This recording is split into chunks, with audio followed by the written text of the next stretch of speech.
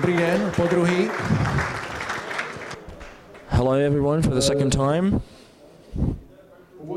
So the original plan, I mean, it's in your schedules, and in the poster was that I was supposed to invite Dominik Hasek here, but unfortunately he's not healthy enough to be with us here today, unfortunately. But I have a backup plan for this, and that is same quality, I'd say, same quality player, and that is Roman Hamrlik. Welcome here, Roman.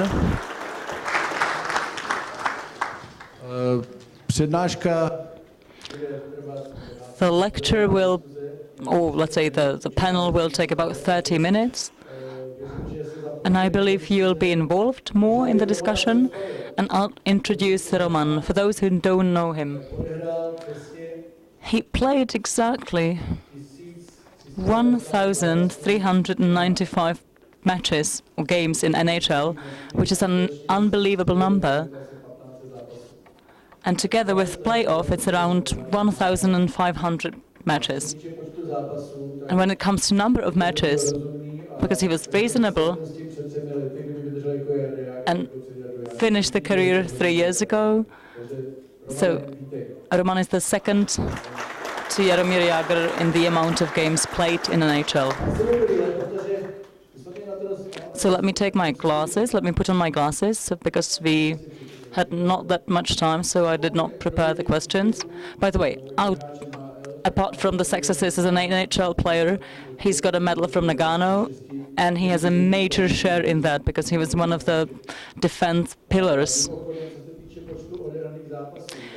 Regarding the number of played matches, he's in the top 13 position of all the players in the history of NHL. And he's in the company of McInnes, Robinson, and so on. So he's one of the top players that you can see here today. So I believe that the question, not just from my person, but from the audience, will deepen your awareness of what it's like to be an NHL player. I'd like to say that the Czech Ice Hockey Association in the last 2 years tried to focus on the young players' development, just like my colleague Jurzinov said, and we really try to focus on the development of defenders, the D-men, because there's a huge lack of defenders. And Roman is involved in this program of ours, not just of summer camps, but the camps throughout the whole year. He and his shot a couple of videos. They accompany us on ice. We pick the most talented ones. We pick the most talented players at the age of 13, 14. And it's exactly what Vladimir said, that they all learn from each other. Yeah, the more experienced ones pass their knowledge on to the less experienced ones. And so the first question, Roman. Who brought you to ice hockey, and what age did you start to play at? So I started at the age of 6 years when essentially I followed my brother, my elder brother Martin, who started before I did. So it was my dad who brought me to ice hockey. I started in Zlín. There's a lot of sports in the city, and we tried to play ice hockey, and we would play tennis, football, and soccer. But I really grew to like ice hockey, and I started at the age of around 6. Okay, now let me ask the pupils' age, the school, the juniors, younger players. I want to ask, it's quite a discussable question, game versus practice versus, you as a player, what did you experience the most? What did your coaches put the most emphasis on? As far as I remember, you can sit down actually, we can have a seat. I saw Tomáš Valášek, Horst Valášek, he helped me a lot. Some of you may know him. Then there were coaches such as Stuchlik and other people, and we focused mainly on defensive activity, mainly on what the defender needs to be able to do, skating backwards, turning around, and stuff like that, passing, dumping the puck with the backhand out of the defensive zone. Then in the summer, we would do mostly football and tennis and really focus on other sports, so that, you know, we got the feel of something else, you know, with a ball or something. For the players to be challenged by football teams. So you also played matches like that? Yeah, we did play some games like that. In the summer, you know, where you have ice hockey players facing a football team, and then, you know, you go and grab a beer. I mean, those games would happen definitely, and every guy would really enjoy that. You know, you clear your head from hockey, because, I mean, you do that 24 hours a day, and, you know, you do it all the time. And I think that the other sports should be included as well, be it tennis or anything else, be it golf, football, meaning soccer, and, you know, you clear your head and relax a bit, you know, take a break from ice hockey, and I think that's a very good thing to do. Now, one more question, back to the coaching. The coaches that led you, as of the pupil's age, you've always been a good player, just like you are now. Or have you made your way gradually? Did your coaches let you play, like involve in the offense, attack? Did they let you go odd man, rush? What's your experience with the managers, with the coaches? So it was ages ago. I don't really remember it that well, but I know that the coaches will keep just telling us to keep skating. You know, that as a defender you can't stay in one position. You just need to keep skating. You know, not really just stand on both feet. You know, just need to skate around, get involved in the offensive activity. You know, follow your forwards. Obviously, one of them should stay back a bit, and the other one can join the attack. And you were the one in the forward? Yeah, at the beginning, I was quite a good skater, so I would skate forward, but then gradually as I grew older, I would stay behind. Yeah, I've picked the questions from some of you so that it's variability. It's still being discussed whether the player should be made older. Let's say he's 12, he plays for the 14-year-olds.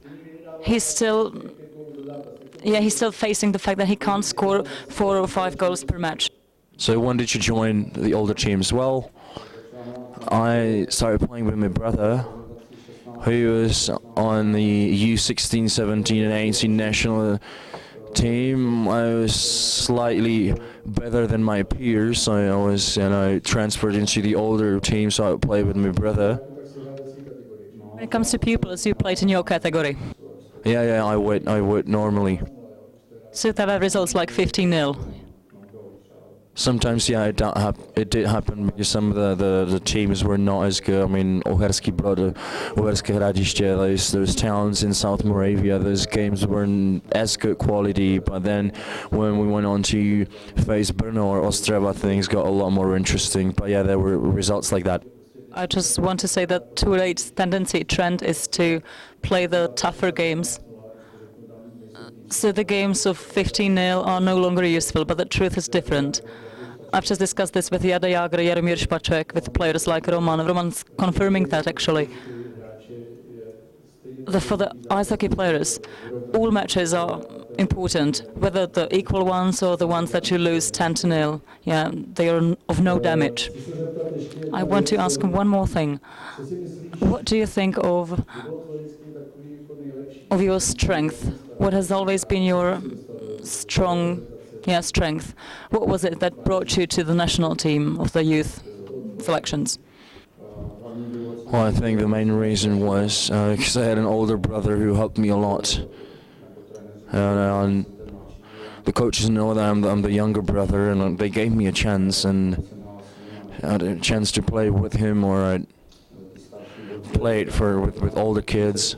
So he sort of paved the way for me, my brother did, so that in that way it was a bit easier. And then I got the chance to play in the NHL. What age did you go to NHL? I was 18.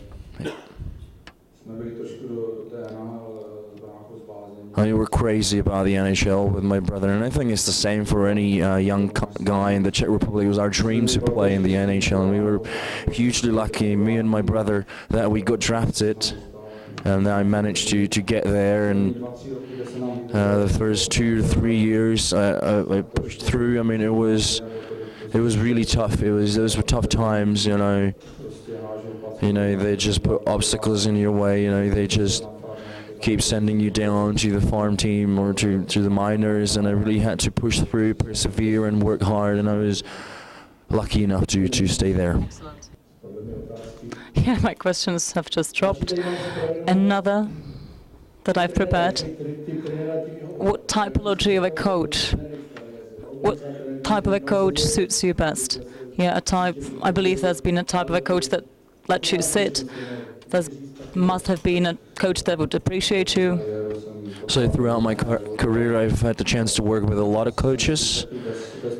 I'm a carefree guy, really. I mean, whatever my coaches told me, I tried to do that, I even remember that we were playing a game during the NHL lockout. I played for Zlín in Kladno, and I think the ref just kept sending me off a lot, and I told Mr. Bokroš, who was my coach, and I just told him that he shouldn't put me on because I'd get sent off again. And I think Bokroš talked to the ref, and he said, yeah, he's not going to send you off again. So I got on again, and he did send me off again, so I did get another penalty. So I think some coaches would put me on in that situation, some wouldn't, but I gotta say that I've never really had any major conflicts or, that I would like or dislike a coach. I mean, each coach has his own philosophy, a way of approaching practice and approaching games and their game system, and I will just try and execute that system, and I always get the chance. I want to confirm that I've been active as a coach in the NHL for 8 years, and Czech players have really high reputation with the coaches in North America, as they are very adaptable. They really are to be taught to, they are coachable, as it is said. Yeah, they don't cause any troubles. I can see that there is another coach that would coach you. Is it right, Miloš? So you certainly remember Miloš? Sorry, I forgot to mention him. So would you see him as a demanding or a nice coach? Well, what I like about Mr. Zihao is there was no favoritism with him, and he didn't differentiate between older players, younger players. I mean, he would just tell someone to do something, and if they didn't do that, they wouldn't play. So, I mean, then I also played under Peter Laviolette in New York Islanders, and he would just take an equal approach to everyone. To him, all players were equal, and it was really good for me that, there was they would make no difference, Russian, Czech, Canadian, Swedish, so I had the chance to experience that both in the Czech Republic and in America. You said that both in America and in Czech Republic you were lucky in terms of coaches who held on to you when you didn't want to play. And at the beginning you were sent to a farm. How did you manage psychologically, mentally? What did you say to yourself? I've played a good game and still I was sent off to a farm. Has this happened to you? Definitely. When I look back,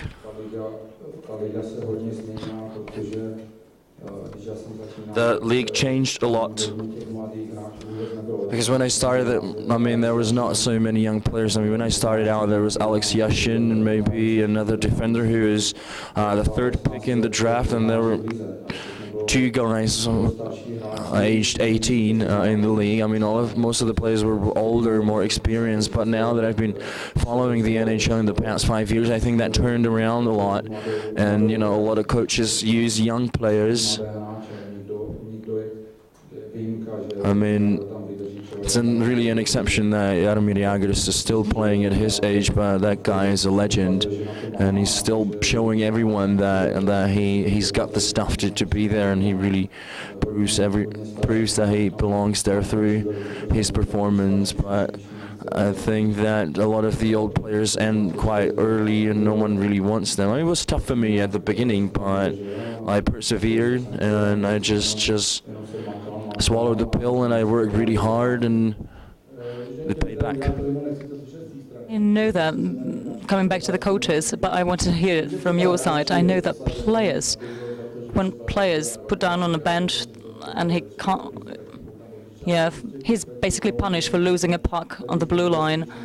But when you lose it for the second, third time, the player realizes that. But are there any other situations that you know for what you were benched and it actually helped you?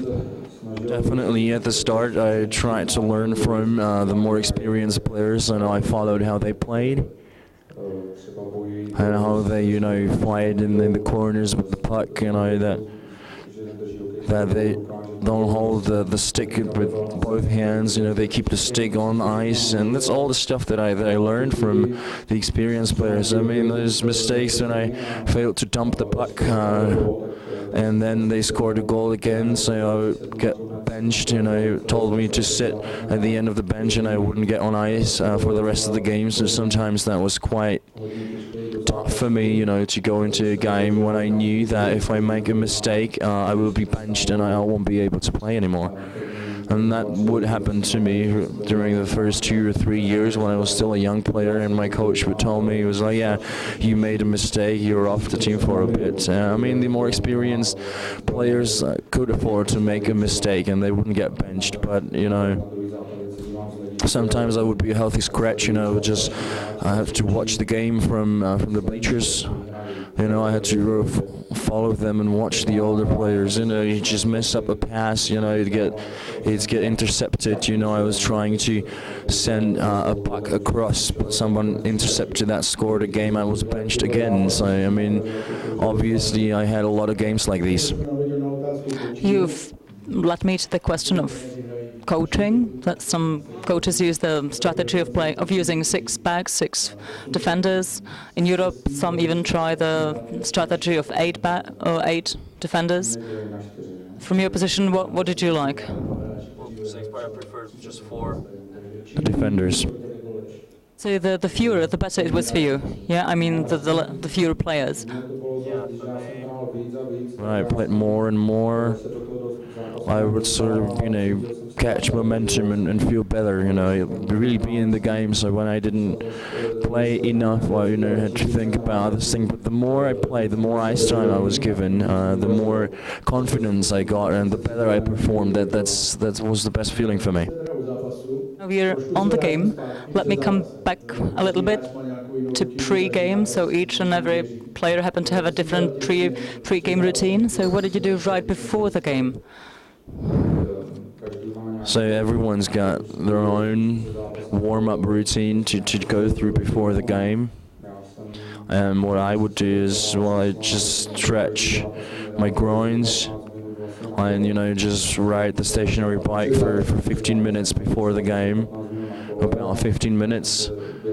And then during those 15 minutes, I would just dress up quickly and go for warm-up, and I would also ride the bike after the game. But for me, I mean, everyone's different. I mean, we're all different, so some people would just run on the treadmill after the game, just to run it out, or someone would just take an ice bath, to get more blood circulation in the body. And I had to do these things because I had problems with my knees, so I couldn't really lift heavy irons. I really had to catch up with cycling, to keep my legs strong.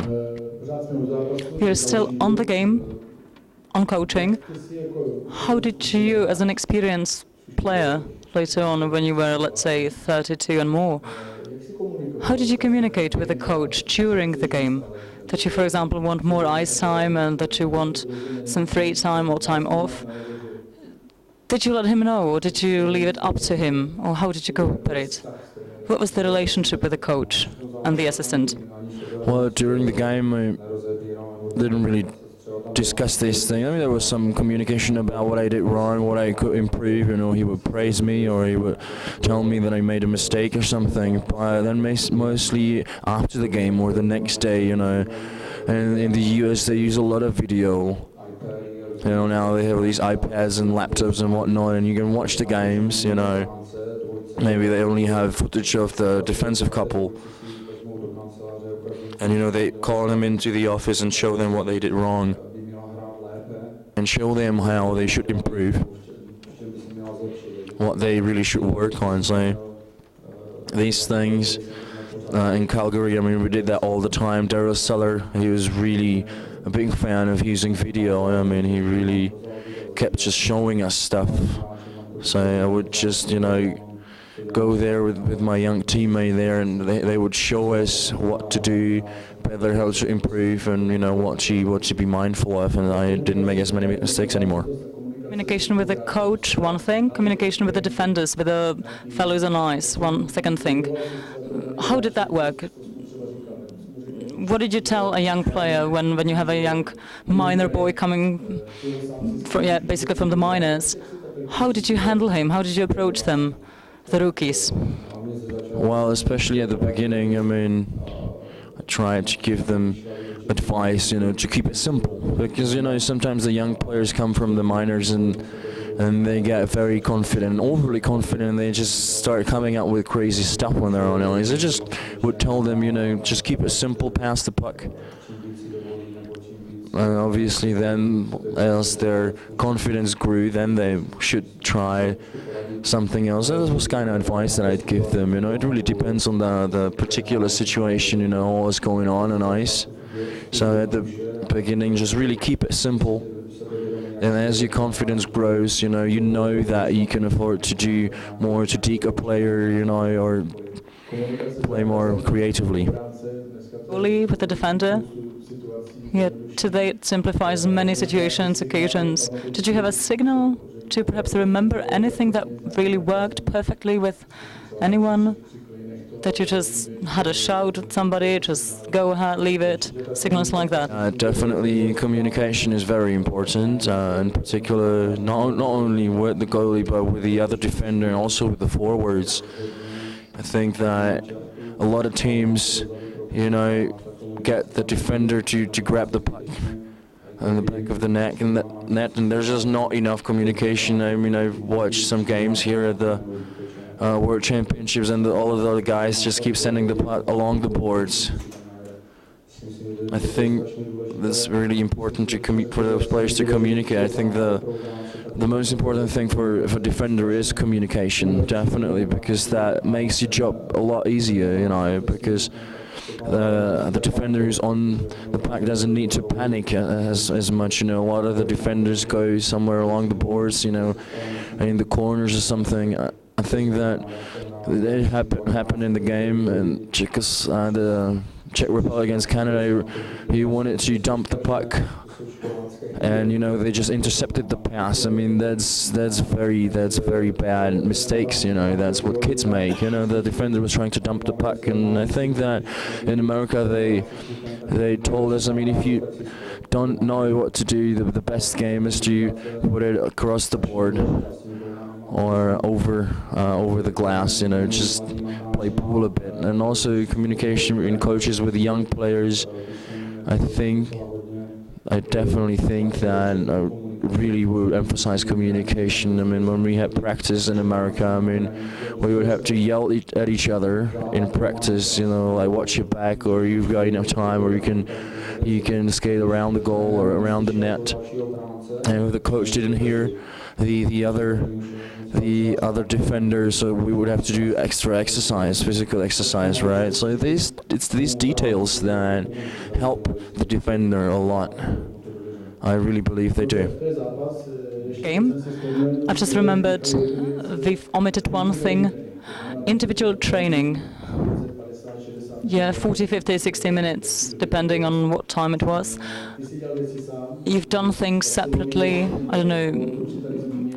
You've mentioned bike, stationary bike, or what if you did not play on a specific day? Was there a gym involved, or how did you do that? You get your individual training plan from the team that you play for, and that just lists all the exercises that you're supposed to do. And I normally in the past 6 years I used my personal fitness trainer who helped me a lot. I think that's very important for a player. Once you get the certain age, around 32, 33, that's very important to have your own fitness coach, someone who pushes you forward. And then when I came for camp, I was really well prepared. So let's get back 20 years ago, when you were 10, 12 years old. What about you? Did you shoot a puck at home, or? My friend would go in the garden. He had this board, he'd put the pucks on that, and we would just shoot them on the goal into the net, and we would do that the entire summer, and it really helped a lot. Any pucks? I don't know, could have been 100, 200 pucks a day. Okay, thank you. What about nutrition? Last question from this general part. How did you change your eating habits as an NHL player? Sorry. When I say roughly, to change from the dumplings to pasta and steaks, where do you see the biggest shift? I think that diet is an important part of the performance, but at the same time, it really is, it's all in your head. I mean, it's a mental issue. I mean, a lot of players are just used to that routine where every day before the game, they eat some pasta with sauce, or, some chicken or a steak or veggies or whatever. That really depends on the people, on their preference, what they like and what they believe will help them on the ice. And I think in the US they really devote a lot of attention to this. They have people on their teams who are responsible for this. They go into the locker room and they deal with this stuff, and they just talk to the player about their dietary preferences. I mean, personally, it's not I would eat chick dumplings every day before the game. Obviously I didn't do that, but then I found that it's really all about your mental approach. I mean, it didn't matter to me whether I had chicken or steak, but it was really about the mental preparation for the game. I think that was a bit more important than the diet itself. However, I do think that this has changed a bit and they've improved in this area. So that's the general part section. Now I'd ask the technicians in the back if they could play a video. So it was loaded there via the internet. Action 1.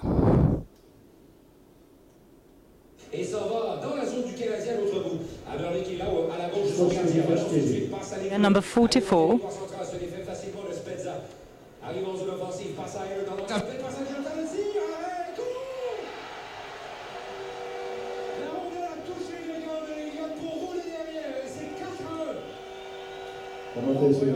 Do you remember this? Well, I do a little. Yeah, why I picked this video is firstly it encompasses everything: the puck handling, leading the rush. You're looking to the right, to the left, using the baseball style, basically. Yeah, exactly what you've mentioned before, tennis and other sports. That it all comes together, and it was on the verge of being regular, but it was a beautiful goal. As one of the highlights, as one of the NHL highlights. Maybe you don't know that, but we do. I was just lucky that I managed to get the puck in. Yeah, now you can see it again. I don't really know. I mean, I think Ottawa, our opponents gave me a lot of space, a lot of room, so I could skate, because otherwise I would just dump the puck in, and then the defender needs to read the game, read the play, the situation, see where everyone's standing, and it really depends on how the team defends, Ottawa, I believe they really... but it worked out for us because they kept skating back into their defensive zone. Because all coaches would tell us, I mean, as defenders, if you have the chance to go forward with the puck, we should skate and, you know, really get involved in the rush, in the offensive activity, so that we support the forwards. Because then obviously the forwards are free to pass on to everyone, and I mean there was a great spot for me to pass to. Yeah, rushing from the blue line, yeah, the turnover is really is a 20-year-old, or sorry, 20-year-old experience from NHL. Yeah, it does not pay off to let go on a blue line. Yeah. Yeah, it's better to really put it back to the zone and let the forwards take care of that.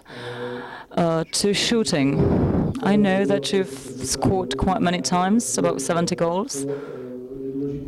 What's important when shooting? Yeah, we'll later on play a video too. Maybe it will be a little bit more difficult to understand, but what is important on the blue line? I think that a lot of players and coaches could watch the best player, the best shooter at the time, I think, is PK Subban of Canadians. You know, he sort of shows that he's gonna do a slap shot, and then the defender goes down to block the shot, and that's the best thing that can happen for the defender, because then you get past that player and you get a better position to shoot from. Or then you normally have to shoot through the first players in front of you who's trying to block you, because that's what usually happens. I mean, a lot of defenders shooting from the blue line, they usually hit the first player, and I think it's unnecessary to do the slap shot. I mean, that's something that I learned from my brother, that he was really great at that. He would just dump the puck in using his wrist, and normally he wouldn't, because you have to avoid hitting the first player. Yeah, especially today when the forwards block many shots. When did you feel the moment was coming as a player? It's a moment of game. How do you know?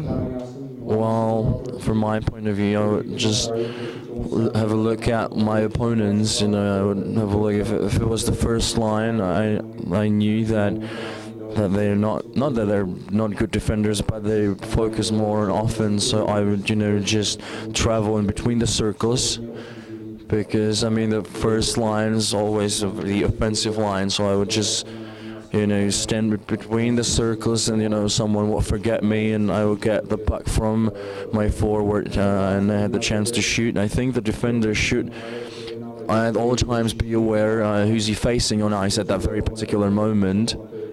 And if you manage to remember that, then you get more chances to just glide towards in between the circles area.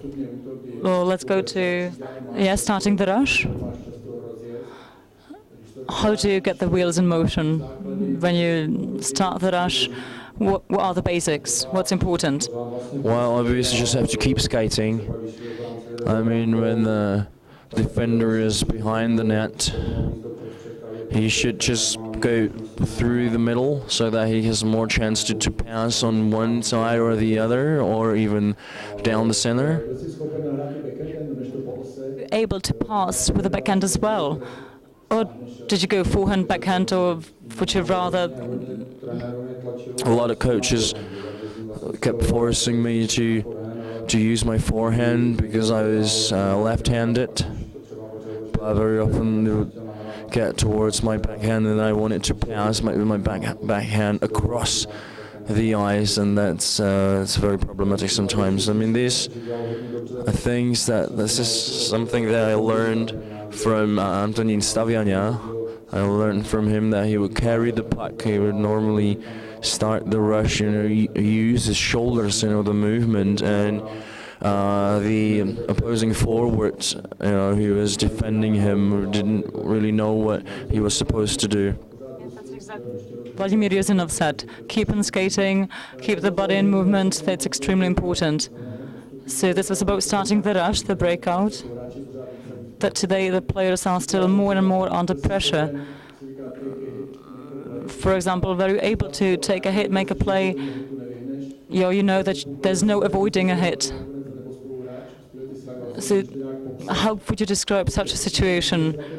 That you know you're going to you're going to get a hit, you know there's no avoiding it, either via using the boards or... Well, it's a lot about the communication, as you've already said. I mean, the defender's going out into the corner to collect the puck, and you know then a lot of defenders will just try to dump it along the boards, and they're pretty sure they're going to get hit by the incoming forward. Also depends a lot on the other member of the defensive pair, because then you can just pass it off the board to the other guy. And it's also about communicating with the goalie. And you know, if you know that you've got enough time, you have more time, you don't have to worry. So that's an important thing, communication is. So also it's about sacrificing yourself for the team and taking that hit. Yeah, as you said, you know, get a hit and fight for your team, fight for the puck, wait for the attacker the forward to come, and he can help you with the puck. All right, that was by way of introduction, and now I'd like you to play another video.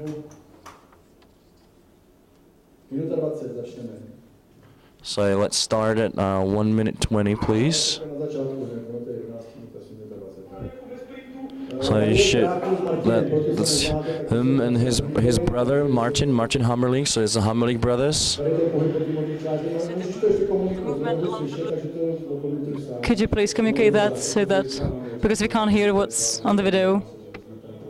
So yeah, it's really about having fast legs. You know, you take the puck and you try to shoot it on the net. Now your brother's talking. We can hear that. You should look at the player and not at the net. So you show the golf shot or the slap shot, and a lot of the attackers would lie down to block the shot, and that's very good for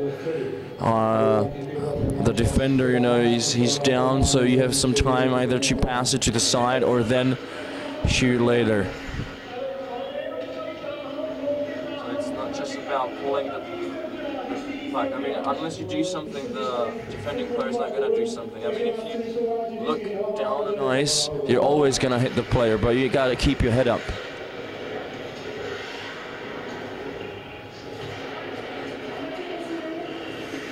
And then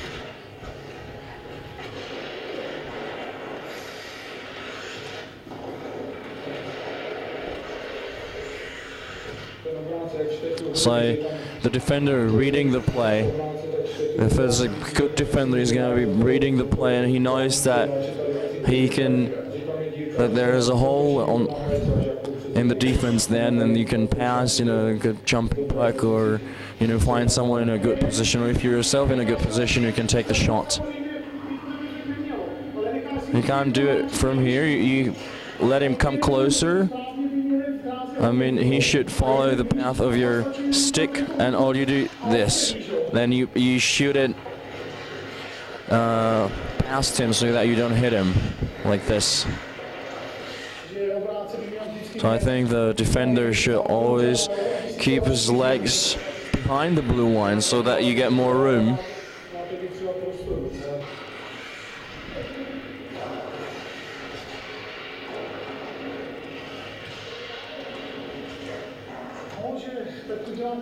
Alright, the reason why I do that, I mean, you don't get the puck in the right position always when you're on blue line, but you should be able to shoot from any position. I mean, I know sometimes you need to move the puck to your hind leg, and so that it wouldn't take too long. You should be able to shoot from any position, and this is a great exercise. I mean, there's also two versions for this. I mean, sometimes you just hit a ground puck sliding on the ground on the ice, and then he lifts it up with his stick, or then normally you also shoot about waist high. And if you're in between the circles, I definitely shoot upwards. But when you're from the blue line, and you're playing on a power play, I think the best thing to do is shoot it towards the net, and it really is up to the forward to keep it there.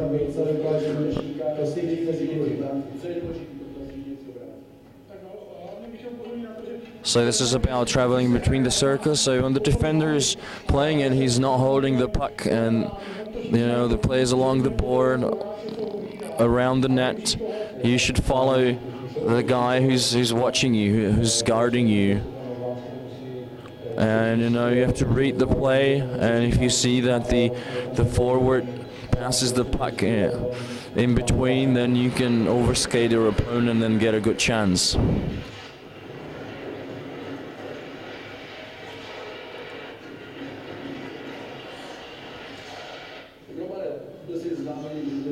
Roman, here. Please forward it a little bit. And a bit more. Okay. Now you can see Roman's leaving the zone, which there's always option of passing either to the right or to the left. That's what we've been discussing so far. That's the situation when we want the rush, to allow for more options. So thank you very much. I think this would suffice just for showing up. I think this will be attached. Maybe the translation was difficult for maybe not a really great sound of it. Ty anglicky mluvící překlad možná byl těžký, že to nebylo moc slyšet, tak se bavili hlavně o tom, jak je důležitý na modré láně využít toho pozice bránícího útočníka. Další důležitá věc. Vždycky nesmíte trefit toho hráče hned před sebou. Musí naznačit doleva nebo doprava a nikdy nechcete. Handle that. Something else what the Martin was also, what he said was very important, that the defenseman should always practice all kind of different situations. The pass goes to your forehand, backhand, into your feet. Maybe you use your hand and stuff like that. So you have to practice the game-like situations, not always the perfect pass and perfect in between your feet, and you can shoot the one-timer. So it's actually the good player is the player who can actually absorb or who can take any kind of pass. Is that correct? Je to v pořádku takhle? Yes. Mm-hmm. Okay, so the questions for Roman, otázky pro Romana. Máme ještě 5 minut. Got 5 more minutes. Dušan?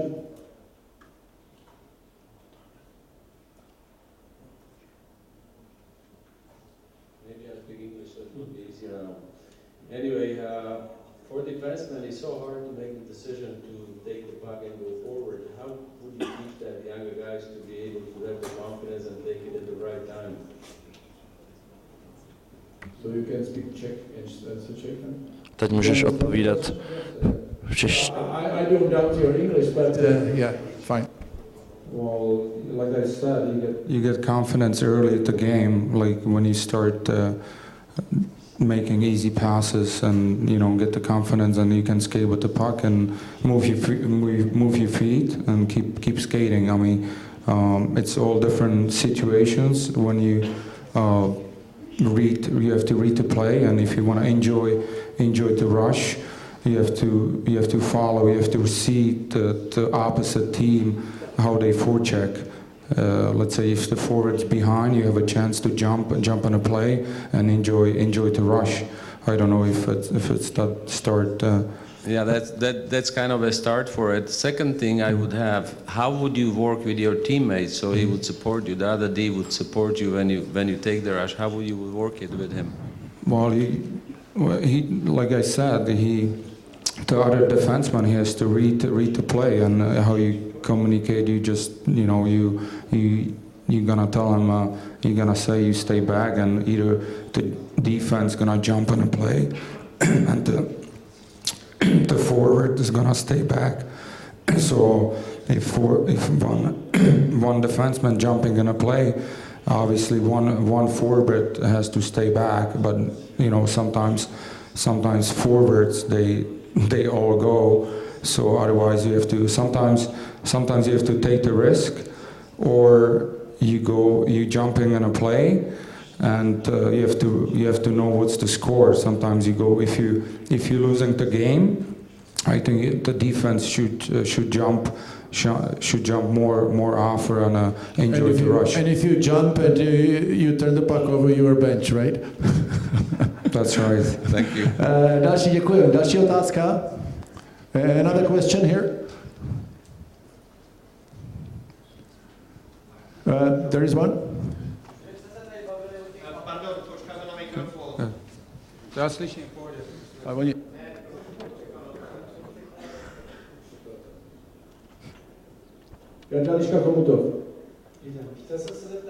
I would like to ask, when we were talking about the young players, what to do for them to bring them up so they perform well. I want to ask you, 20 years in NHL, what did you have to do for that?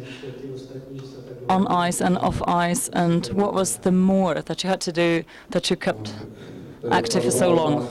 Well, that's a pretty good question. I mean, I think everybody's got the opportunity, and I was lucky enough that I had an elder brother who helped me a lot. You know, he really helped me get forward and progress with my game. So I think the only answer here is just work your ass off. You know, I mean, any free time that we had, we would just practice. I mean, we would either play tennis, ride our bikes, just shoot on the net. As an experienced player of 33 years of age, what else? Nutrition? Yeah, definitely nutrition, lifestyle. I also had a fitness coach who helped me a lot at the age of past 32, 33. So as everybody thinks that it's only about goals, that's not probably true, is that? Well, yeah, obviously some people do play golf off season, but I think that it's evolved a lot, and I mean now, back in the day, you didn't practice as much, when I came to the NHL at the age of 18. I mean, there's a lot of money, and you've got huge resources. So if you show up for camp not entirely ready, you can get suspended, scratched from the team, or you can get fined. And if you're overweight or something, they're not going to play you for 2 or 3 weeks. It's a lot of business now. One last question, Marian. Marian Bazani. Former defenseman, or still? I would like to ask you, it relates to the championship. There's quite many games in a short time. Just like in NHL, there's no traveling, but how did you approach this personally? Well, I actually didn't really get the chance to play a lot of World Championships. Well, also the same when you're on the trip for 4 games, so the regeneration. You need to practice a lot during the summer, and then once the season starts, there's so many games that you don't really have that much time to practice. You practice less during the season, but then you practice with a lot more intensity for 20-30 minutes, but really work hard, or then you've got the warm-up before the game, and also after the game you have 7 hours to relax. Regeneration is something that's very important. You've got masseuses, you've got hot baths, cold baths, or ice baths. There's great facilities that you can use. When I played here in the Czech Republic, I'm not saying that it's bad. Some teams have already started putting more money into this, but back in the US, it's a very important thing. To regeneration, for example, when you lost the game 6-1, you played another game that involved some flying. How did you mentally process that? Let alone when it was you who did not have the best game of them all. So very often it happened when I had a bad game, I didn't play the next game. So thanks for the great answer.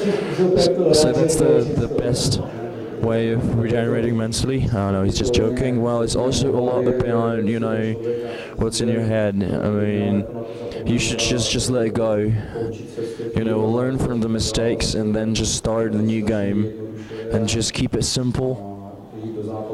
Really, and then gradually you gain more confidence and then you can afford to do more with the puck. But as I was saying, it really is all in your head, so you just need to let it go, forget about it, and just think positive.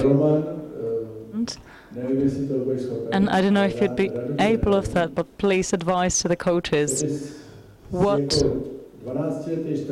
you, at the age of 12 or 14 player, what would you wish the coaches to do with you? How should they proceed? Well, that's a surprising question. Well, you really need to have faith in what you're doing, really believe in that, and just give everyone an equal chance. And at the end of the day, I mean, it's sport, it's only sports. Obviously, everybody wants to win, but there's only one winner in each game. So, I mean, really give a chance to the young players, to all of them when they're learning the game. You know, they should, I mean, even if someone makes a mistake, you should, you know, give another chance and another. As I said, I mean, the coaches, you know, have their own system and their way of thinking, always different, but really just give chances to young players, let them play, let them all play. Thank you very much. Please, round of applause for Hamrlik.